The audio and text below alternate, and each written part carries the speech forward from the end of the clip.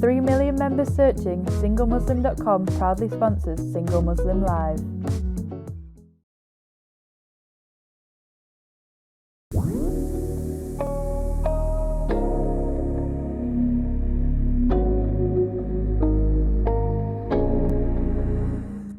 Assalamu alaikum. Welcome to Single Muslim Live here on British Muslim TV, sponsored by SingleMuslim.com. I'm Fahima Mohammed, your host and your relationship coach. A very warm welcome from all of us here on British Muslim TV to all of you, wherever you are streaming, whether it's live on Sky Channel 752, whether it's Twitter or Facebook. We really do welcome all of you, and we really do appreciate all of your support, all of your engagement, your comments, and obviously keep them coming. We really would love to also hear some of your voices. If you want to contact us tonight, speak to us, give us your opinions, ask any of your questions to myself or my guests, you are more than welcome to do so. Please do call in the number on the screen, which is 01924231083, and do ask the bill payer's permission as standard network rates do apply. I can also keep you anonymous and read out some of your messages if you wish to do that, and use our free WhatsApp service. And that number is 07588383150. We are addressing lots around relationships, but tonight is a different one with regards to some of the struggles that couples do have and face. And we've got to obviously address this in a very serious manner, which maybe some of you might be triggered. And I want to warn you that, some of the content is going to be here where it's just for information and insight, but obviously do seek some professional advice if you do feel that you do want to talk to somebody professionally. And also, if you want to reach out to us, you can do on BritishMuslim.tv/support. What we're speaking about tonight, which is very, very crucial, is dealing with infertility. It is something that we need to concentrate on and to actually, And with me tonight, we have, Assalamu alaikum, Farah, can you hear me? Wa alaikum assalam wa rahmatullahi wa barakatuh. I can hear you perfectly. How are you? I'm very well. I'm so happy that you're here with me tonight in order to address this very, very important topic. Now, before we go into it, tell us about yourself, because I know that you do quite a lot and this topic means a lot to you. So please introduce yourself to the audience, please. Brilliant. Thank you for having me. My name is Farah Dualeh. I am based in London, and by daytime, I work in the charity sector and have done so for many years now. I am also a new author this year, and we will touch upon that book today because it's in relation to the topic that we're discussing. I've been married for a while now, which again we'll go into in a little while, and we don't yet have children, and this is something I'm really, really passionate for us to discuss, especially in the Muslim community, but in society in general. No, I do agree. This is not an easy topic to discuss, and I do appreciate you coming in and speaking about. Brilliant. As you said, Fahima, I think that fertility and infertility are things that are not widely understood. It's not something that most people feel comfortable talking about in the public. It's something that is seen as very private, but yet it's something that is discussed widely within the community. I think we know that, especially in Muslim households and families, quite often when a couple goes from being single to married, and then all of a sudden it's, when are you having the baby, right? And we know those questions come up often, again and again and again. And so whilst you said it's a very heavy topic, it's one of those topics that we can't shy away from any longer, because by shying away from it, by not discussing it, by not normalizing it, by not creating support for ourselves and within the wider society, what happens is that many, many, many people, women and men and couples, are left isolated without any support. I love what you've said. It's so important actually to describe this, because I think a lot of people don't really understand this concept so much. Do you think it's different though when it comes to men and women experiencing infertility? I think it can be very different, but there will be similarities. So the first thing that I want to address is this myth within our communities, but also in the wider community, that an issue to conceive lies with the woman. It's a very common concept. Women carry babies, women get pregnant. Therefore, if a couple is unable to have a child, then she has an issue. Statistically speaking, that's not the truth. In terms of men and women, in terms of any fertility issues, it's 50-50 amongst the sexes. It's 50-50, right? So that's the first thing that I don't want to address, is that one big difference is that most people think it's a female issue when it's a human issue. So that's the first thing. But then moving on from that, when a couple do experience infertility, I think they do experience it in very diverse ways. And I think the biggest difference is that women may talk to each other about it. They may support each other with it. They may seek support a bit quicker. They might go to the GP quicker. They might access therapy or counseling quicker. They may talk to their best friend a lot more. They might speak to their mother or mother-in-law. Whereas for generalizing here, but largely speaking, a lot of men will be left with very few people to talk to, and not feeling like he can be supported. And therefore, I think that's one big difference between the genders in terms of how they experience it. I think also what you've highlighted is so crucial with regards to it not just being a female issue, because I think a lot of us are not aware. We do not have the education. We do not have the information, and that's why we're addressing it tonight. There's a lot of pressure. As soon as you get to that stage of marriage and people are like, okay, you found the one, and you get married, and the next thing straight away before anything is about children. Now, how can we change the narrative? Because not everybody is given that opportunity. And there's a lot of pressure from community thinking that it's just the norm, where everyone is just automatically going to have children. And if they don't after a while, they don't even think to hold back, but it's continuous pressure. I think one of the key things, I think that's a fact, right? As soon as they get married, it's all about what's happening. Are you pregnant yet? Why are you not pregnant? And I think we do need to move away from that. I think it will take time. We have to be realistic about these things. I think this is something that is seen so normal and generally it's quite innocent. Therefore, it will take time for us to catch up on the fact that it's actually very inappropriate. So what we have to discuss is that there are various things to think of. So firstly, the couple may not be ready to have a child yet. They may be waiting. They may want to enjoy their marriage. That is their right. Only they know their situation. And we can't try to guilt them into having a child quickly, especially in Muslim communities. Like, a lot of people will say, oh, astaghfirullah, why are you delaying that? And we associate it with sin all of a sudden, where it's actually something that a couple can decide to wait if they wish to. And that might be the best thing for their marriage. That's number one. Number two is that they may be struggling to conceive and they're trying to figure it out and they're not ready to share. Three, and I know this sounds like, what's this woman talking about? Especially we're evolving around the whole world. It's not just a non-Muslim issue, but also a lot of Muslims don't necessarily want kids. They've made one or both of the couple may decide to not have a child. And I really think that might become more and more common as life develops. So there could be a number of reasons. And so I think let them have what they have. Let them enjoy their marriage. Let them focus on what they're focusing on. Let them tell you if there's an issue. Just give people the opportunity to design and create a life that they're happy with, and wait for the opportunity for them to share information with you instead of all this pressure that is very unnecessarily, especially if they're struggling to conceive. Well, when couples are struggling to conceive, how do they know, and what steps can they take to actually go through this process in a very healthy way? Because it does cause a lot of stress on the couple. So I think that that's a really, really good question. So how do they know if they are struggling?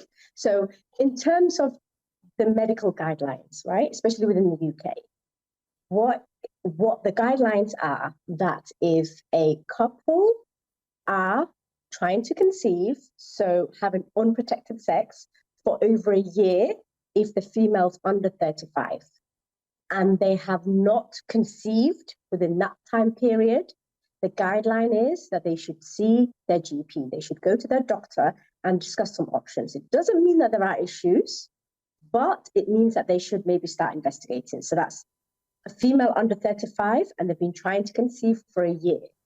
For a woman that's over 35, if they don't conceive within 6 months, they are encouraged to speak to their GP. So that's the first thing. So what will happen then is that the GP will ask you and go through some questions, basic exams. We'll check things like your BMI, if you spoke, if you've ever had a child before previously in any capacity, and other things, other medical reasons that you might have, right? And it will usually be without any alarm. It will be just going through a series of steps. If whilst you're doing those, that research, those testing, that information, which again can take a while, especially on the NHS, if you still have not conceived within that time period, then you may be told about your options, your treatment options, whether that's IVF or anything else. So follow that guideline of a year, because a lot of people, they want to get pregnant today and they want a pregnancy test tomorrow. And it doesn't quite work out like that, right? Even if there's no fertility issues. And I think the other thing that's really important for us to consider, even as adults, we're not always aware that there's a very few days in the month that you can actually conceive. You need to know when you're ovulating, and there's a very small period of time that you can get pregnant. Well, Farah, you know what? You've given us so much, for the introduction, and I can't wait to hear more, but we are coming onto a break in a few minutes. Please do stay with us. This is a very, very important topic. And inshallah, Farah will be back with us to join us to answer more questions. And make sure you stay with me, and we will see you very, very soon. Take care. Salam.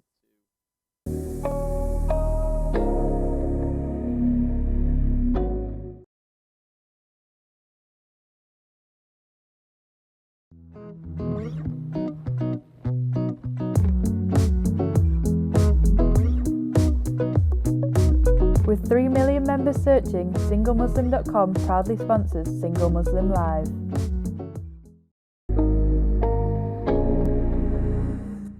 Assalamu alaikum and welcome back to Single Muslim Live here on British Muslim TV, sponsored by SingleMuslim.com. We have an amazing guest with us tonight, Farah, who is giving us a real insight into this very important topic. Can you tell me about your experience? I know that this is not just something that you've just thought about because, it's something that was passionate. Obviously, you've gone through the journey and you're still going through it yourself. Tell me your story, Farah. Right. So I got married. My husband and I married 13 and a half years ago. And I was 24 at the time. And, you think you'll get pregnant when you decide. And so the first year of marriage, we were just focused on our married life and figuring things out. We all know what a haze the first year of marriage can be anyway. So we were focused on that. And then by the second year, we decided we felt like it was ready to have a baby. And we, started to try to conceive. And then 3 months on, nothing's happening. I'm in shock because that's not what they told me at school. They said it would happen straight away. So there was a bit of confusion there. And then I went into research mode. So I started researching, and, the next 3 to 6 months was all about research, Googling, trying to figure everything out. And that's when I first really came across this, the terms, things like infertility, terms like trying to conceive. I know that there would have been people around me. I know that I would have seen it in some capacity in the past, but it hadn't really entered my psyche enough for me to consider it as an issue for us. And I had never seen any sort of medical symptoms or anything within my cycle or anything else that would suggest that we would be struggling to conceive. And same with my husband. We neither of us had any indication to suggest that would be our story and our journey. And so we did that for a while. I went through this research. And then as soon as about a year was up, I went to the GP, and we went through the routine tests. And at every stage, we was assured that we'd be pregnant straight away because everything on paper was perfect. And so we just went, and we weren't really that stressed. There was confusion, but I wouldn't say there was masses of stress because we just felt like, yeah, it will happen soon, like they've told us. But there's just a bit of delay, and we just continued with life, and we're trying in the meantime. And then, fast forward a couple of years, and all the tests have been done, and we were ready to start IVF. So we were told, we had the initial test, and we were told, okay, we'll refer you to IVF, but you're probably not going to need it. You will conceive before that, because there's no reason why you wouldn't. No, that's not what happened. We went through to IVF, and we actually ended up doing 4 rounds of IVF now, and actually above IVF. We've done something called ICSI 3 times now. ICSI is a step above IVF, without getting too technical, and we have failed every single time, and we failed spectacularly, as in no embryos, no chance of any baby being made from this, and no answers to why this is happening. So 13 and a half years later, we still don't really have any answers, or we have very little answers anyway. And so what happens in that time is that you're going to go through a lot of things. You're going to go through hope, you're going to go through loss of hope, you're going to go through confusion, you're going to go through, you're going to go through the whole spectrum. And for me, what I did from the start was I was very intentional about how I was going to experience this. And I always say that can only be from Allah subhanahu wa ta'ala. That was not from me, because it was too early in the game. I was too young, and I hadn't come across this issue. But yet straight away I was like, okay, if we don't conceive, or if we can't conceive, or if it takes a very long time, what does that mean? What does that mean for me? What does that mean for us? Everything. And straight away I was like, no, I'm going to take control. I'm going to take control. I'm going to choose how I experience this. And I'm actually going to choose joy. I'm going to choose to have an amazing life, because believe you me, I've come across a lot of women from every background who have struggled. And I say women because obviously as a female, that's who I, talk to, and that's who's in my circles quite a lot. And quite often what happens is that this test will swallow them up. This confusion, this fear, this thing that they don't know what's happening will swallow them up. It takes over their life. It affects them mentally, physically, spiritually, financially, their relationship, their social circle. It affects everything, your self-worth, the list goes on. And I decided that wasn't going to be me. And thankfully, alhamdulillah, we're still surviving. We're still loving life. Doesn't mean there's no pain. It doesn't mean there's no setbacks. But it just means that we are choosing how we experience this, rather than just feeling like something's happening to you. And that experience and that journey and that mindset meant that I wrote this book called Taking Control, A Muslim Woman's Guide to Surviving Infertility. Wow, you're such an inspiration. I'm really in awe of everything that you've just shared with us. And I really do thank you as well for doing this live on the show tonight. I think a lot of people will benefit from hearing your story, and you've only just given a surface as well. So let me understand, how do you get through something like this? Because I know you've just kind of brushed over it, but what kind of support do you need? Because, it is not an easy journey. And as much as you say you take control, I'm sure there's a process and there's steps. What are they? Brilliant. I love that. I would say the first one. So one thing I will say, and we're smiling as we talk about this, right? Because it's TV, so we're going to keep smiling right now. But the reality is there's a lot of mess and there's a lot of pain. But the first thing I say you need to take control of is your mind, is your mindset. And that's not fluffy, think positive. No, it's doing the work to choose yourself, to get grounded, and to know that you can get through this, even when you feel like you can't. So the first step in taking control is really choosing what mindset you adopt and how you operate. So, I said I was very intentional. That is, for me, the key that has saved me through this, is the fact that I don't feel like a victim. I choose not to be a victim. My husband chooses not to be a victim. We know that this is something that's designed for us. We have faith that we can get through it, but it's doing the work in terms of mentally understanding that what you need and what I need and what you might need and what somebody else might need are very, very different. So it's doing that work to really focus on yourself first and foremost. That's number one. And then after that, I would say, is your marriage.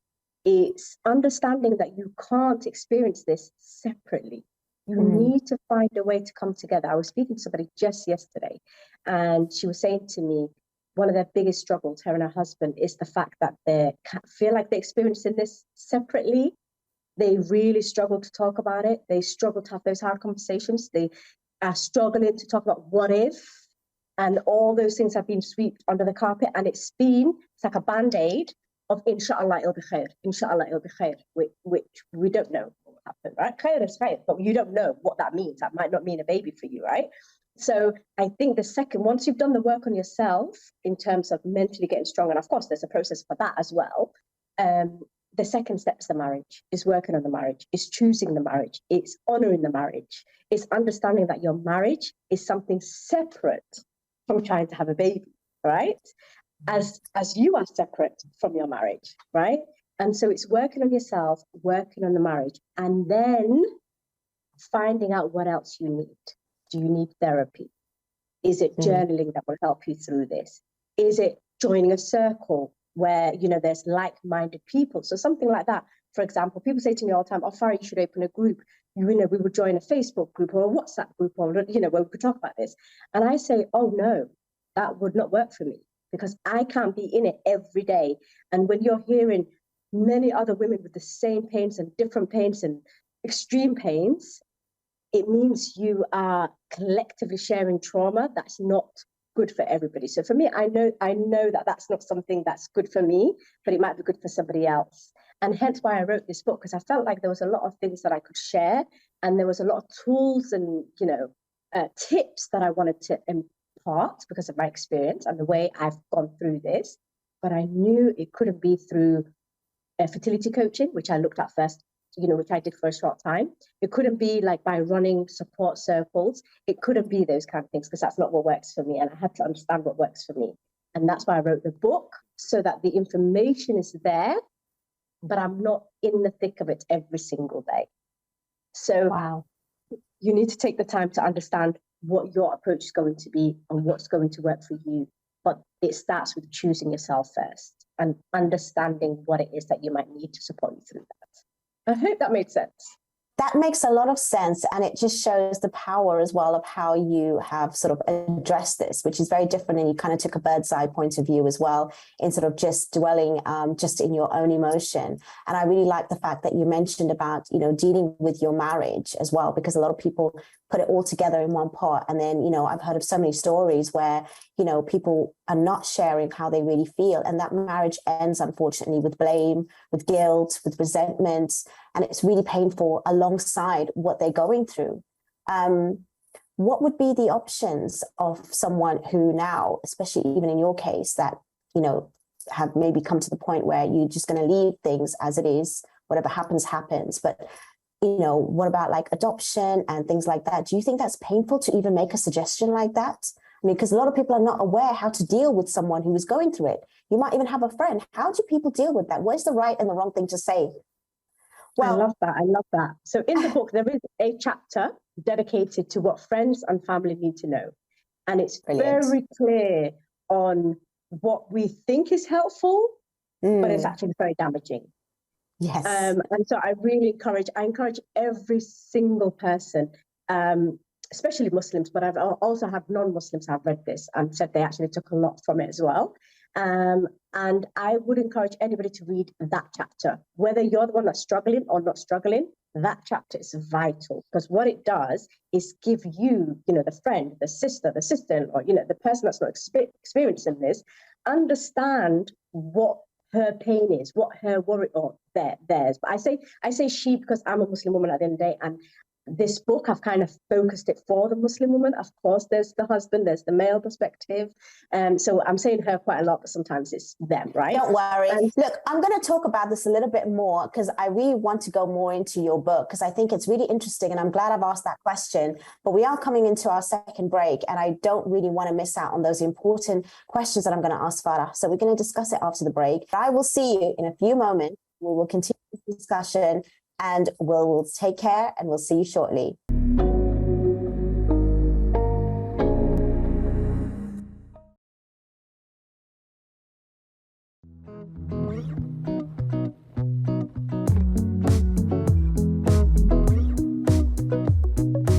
With 3 million members searching, SingleMuslim.com proudly sponsors Single Muslim Live.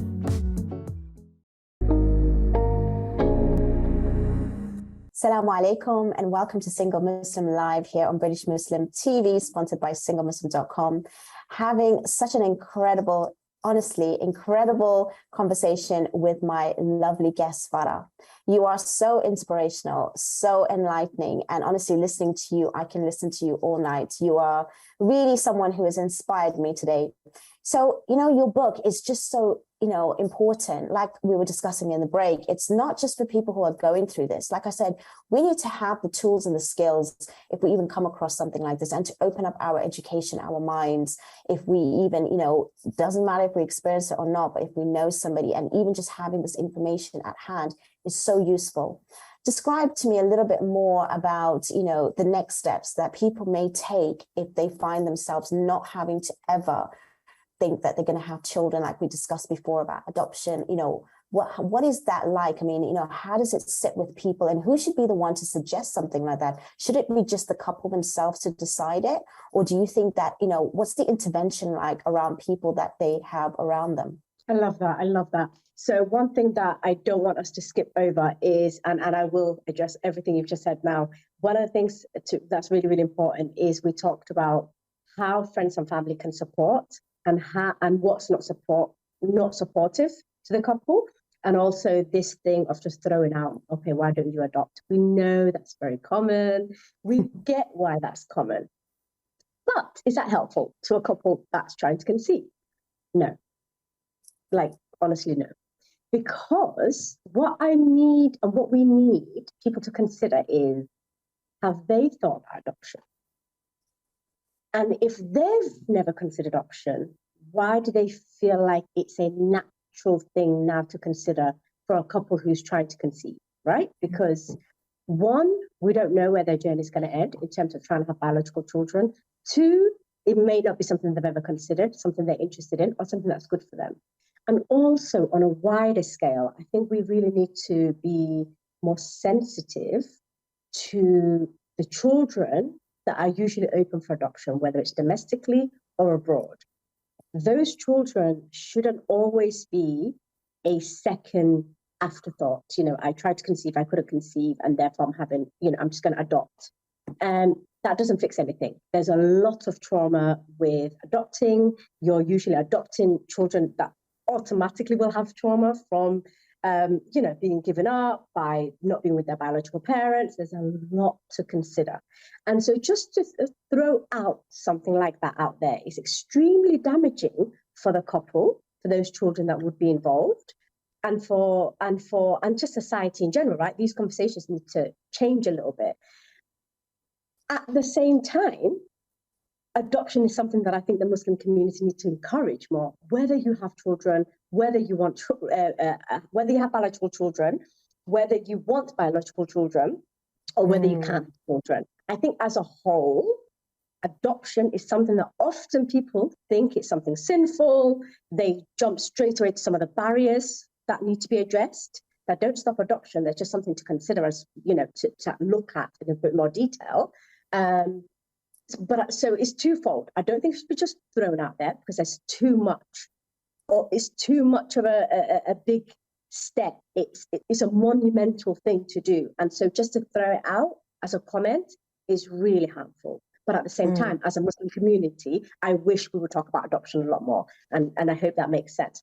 But in terms of options, because that's what we said, right? For somebody who is coming to the end of maybe trying to have a biological child. That could be because it's been years and years and years, and they've kind of given up. They've been told medically that it will never happen, and they also think it may not happen. It could be for a number of reasons, but it could be the first, second year of trying, and they've said, no, actually, while we're doing this, there's plenty of children that need homes, and, we want to consider adoption, for example, right? Or that want to separate or whatever. So one thing that I will do is I'm going to show you the book that I've been kind of hinting at all night. So it's called Taking Control: A Muslim Woman's Guide to Surviving Infertility. So if I could explain how this book is laid out. The book is laid out... Before you go there, we actually have a question. And then when we answer this question, you go on to the layout of the book. We have someone saying that, as Farah has mentioned, how important it is to be around good supportive circle, people who add, to your life, and obviously the ones that don't. Is it always good to cut them off, do you think? Oh, I think only you can decide that. I don't think we always need to cut people off. I think we need to be brave about important conversations. So there are two things, right? There's setting boundaries. That is fundamental. I think that's fundamental, full stop. I think we need boundaries within our marriage. I think we need boundaries within our children and the way we raise our children. I think we need boundaries when somebody's trying to conceive, right? And beyond that, there's many boundaries that we need to have. I would encourage women and couples to set very clear boundaries.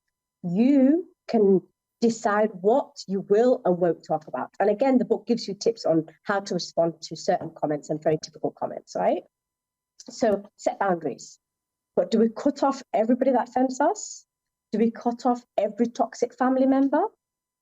On a personal level, that wouldn't be my approach. That wouldn't be my approach. I wouldn't cut off a very close family member from in-laws or from my blood family, because they don't understand my journey. I wouldn't. I would challenge them. I would be willing to have the conversation. I would understand that unless I gave them the opportunity to change, I'm part of the problem as well, if that makes sense. And I know we're all going through a lot of hardship. We're trying to conceive, and it's very hard then to manage other people's emotions. I get all of that. But at the same time, we can't just assume somebody understands our pain without ever actually talking to them about it, without being vulnerable with them, without explaining how harmful it is. Our own mothers will make some comments that will hit you to the core, right? Sometimes they're not doing that on purpose. They just don't know a different way to communicate with you. So we need to find a way to heal those relationships, to give those relationships a chance, and to improve those relationships. So I would personally say... I love that. No, I think how you've answered that is perfect. It's brilliant because, at the end of the day, we are going through so much emotions yourself, and, you're probably going to be a little bit extra triggered. So your advice to set boundaries and to actually give it a space and time and to understand it from their perspective as well is very wise, because no matter what, maybe at that certain point in time, they may not be your support, but over time they could as well, they might as well be if you actually allow the space. And we totally understand that. And this is very touchy as well. I mean, not everyone knows how to handle it, and they may not say certain things the way that you'd like, but you can't expect them to. That's why, your book is so important as well, because I don't think there's much literature, especially in our Muslim community. And I think, you've highlighted and you've touched on something that's very, very rare.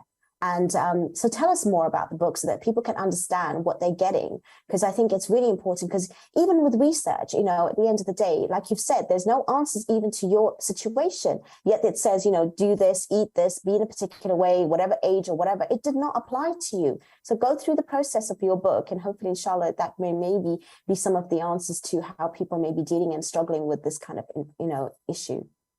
I love that, Fahima. I love that. That actually goes on to why we need this book as an ummah, why we need this book, and also why I felt like I needed to put this book out into the world, why I needed it. It's because in terms of the information that's out there, in terms of the literature, in terms of information online, in terms of support groups, podcasts, you name it, generally, it's not catered for the Muslim community. It's not catered for the Muslim woman. So what happens is, whilst collectively, as humans, we experience things in a very similar way, we also experience some things in a different way as Muslimin, right? There are other things that we need to consider. And our voice is often left out in those mainstream information and the books that were there. And I couldn't find any support. I couldn't find anything when I needed it. Hence why I felt like I needed to create this book. So the way the book is laid out is that it has 3 clear sections. So the first section includes all of the everyday things. So it includes my journey, it includes mental health and infertility, it includes marriage, social pressures, the chapter we talked about, the message for friends and family, what they need to know. It talks about how to deal with other social pressures such as pregnancy announcements, baby showers, all of those things that are constant triggers. It deals with all of that. There are 10 chapters in the first section that deal with all of that.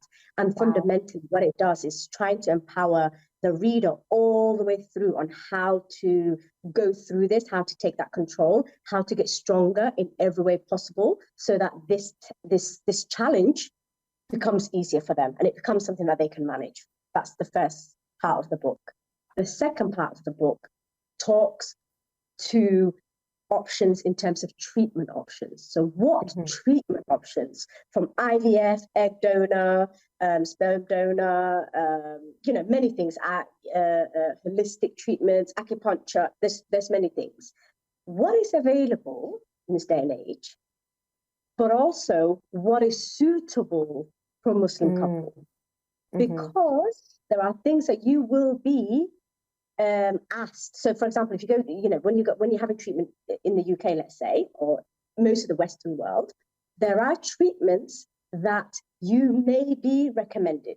It may be recommended for you and your situation, but it may not be suitable. It may not be permissible for you as a Muslim. So it kind of looks into all of that. And of course, I'm not a scholar. So, for example, the parts that talk about the Islamic rulings on those treatments, it's a starting point, and then it's for you to do the research from there, right? Right. The third option is what you mentioned earlier about what else. If you're not having biological children, what else? What is available for a Muslim couple? So it talks into, like you said, adoption. It talks into divorce. That's not encouraged. I'm not encouraging divorce, but it's an option for a couple that's struggling to conceive. There's options of staying together as a married couple without any children of any kind. There's polygamy or polygyny. There's just so many things that are still available and that are options and that are viable, but one may be suitable for this couple, another may be suitable for that couple. And the book doesn't encourage or discourage you from any of those options. It tells you they're all available to you as a Muslim couple, and you get to choose what your family can look like, especially in the face of a challenge like this. So I really do encourage couples to I recommend anyone to read that book, and I'm definitely going to get that out myself because I think it's such vital information to have at hand. It addresses so many points, and what you raised actually gives a holistic view, and it also can address different cases regardless of what situation you're in, which is really, really important as well. I love the way you lay that out. Well, we are coming on to our final break right now. Please do stay with us, and we will see you shortly. Take care. Salam.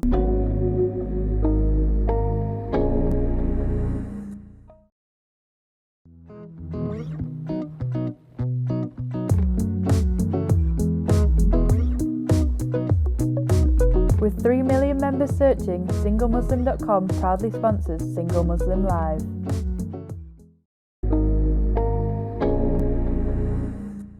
Assalamu alaikum and welcome back to Single Muslim Live here on British Muslim TV, sponsored by SingleMuslim.com. We're at the final part of the episode, but we still have so much more to go through. I do have a comment that was sent anonymously, and I'd love to read that out, and it's especially to you, Farah, saying someone who's actually read your book, and they've said, I love this book. It's changed my perspective, and it's always brings me hope and changes my thinking when I'm down, comes on my, whenever I have my monthly period. And if I feel like there should be more Muslim bloggers that need to talk about this, as we see on Instagram from these Muslim bloggers, it's all about pregnancy announcements, gender reveal, baby showers.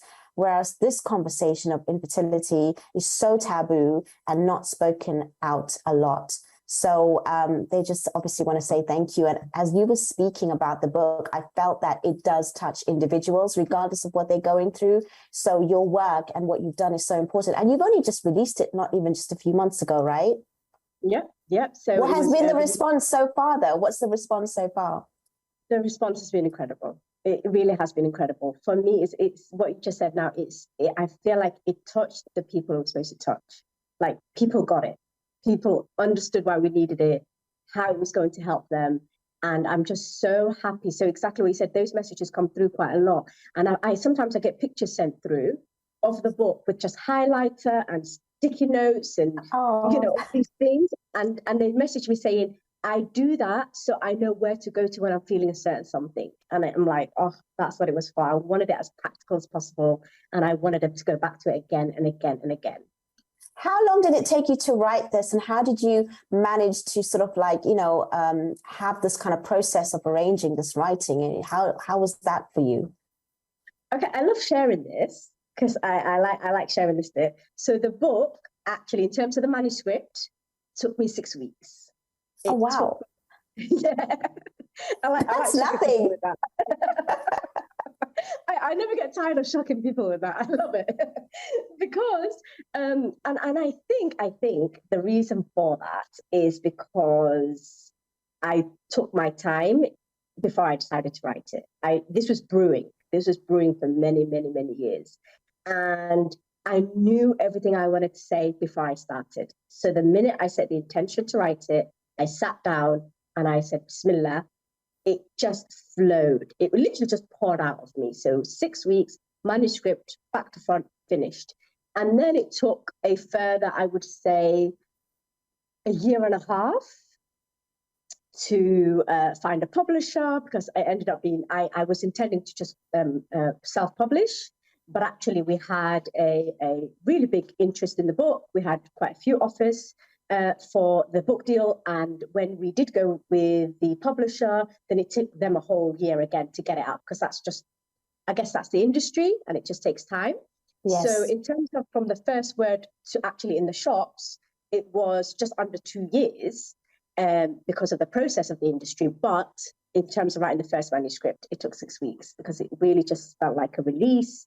And it was something that was sitting inside me for a very, very long time. But I did have structure, and I had a Sister Naima B. Roberts release program. I joined that coaching program, and that really helped me get started, to have the confidence to keep going, and to have the structure of actually having a guideline of what to do, when to do it. Without that, even with me knowing what I wanted to say, I don't know if I would have done it that quickly and as strongly as I was able to do it, if that makes sense. Yeah, no, that makes a lot of sense. And it really does show that, as even though you say you've written it for 6 weeks, like you said, I think it's been maybe years of wondering and writing in your head and putting things down. So honestly, well done to that. I want to ask you something else, though, because obviously that book is been your past and it's your kind of present in a way. But what about the next steps? Do people feel, and I apologize in advance if it also comes across where it's probably not the question to ask, but I'm going to ask anyway.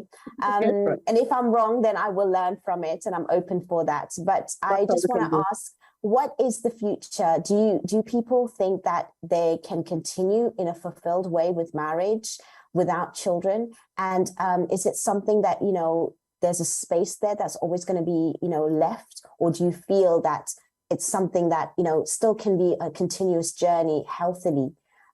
What do you see in the future for where you are right now? Because you are going through it right now, and your story has not ended with that book. It's still continuous. So I want to give people a real sense of how you're feeling, even though you've got accomplishments, even though you've got that marriage still with you. What do you still have sort of like, in front of you as maybe a fear or a challenge or a worry or a concern, which is real? Oh, I love that question. I love it. And I'm so glad you asked, because it's heavy, it's raw, and I don't want us to make this conversation fluffy, because there's no need to do that, and it's not going to help anybody. So I thank you for asking such a direct and raw question. So what is the future, and can a couple have a thriving marriage despite never having children, I think is a gist of the main question that I got. So Yes. in terms of what is the future, for myself, I know that my husband and I have very clear plans because one, I'm a planner anyway, so I always have a plan A, B, C for everything anyway, right? And then God's going to do what He's going to do as well. So there's that, right? So we have a very clear plan, but at the same time, there's nothing concrete, if that makes sense. So for me, all those options that I said are in the book, we've discussed all those options. Some of those options were written off straight away because they're not for us as a couple right now, at least. We don't know what the future will be. And some of them are very real options that we're exploring and that we're going through. That's the first part. The second part of, can a couple have a long, healthy, thriving marriage without children? Honestly, in my heart of hearts, I believe yes. Yes, they can. Themselves and their marriage has to mean more to them than having children.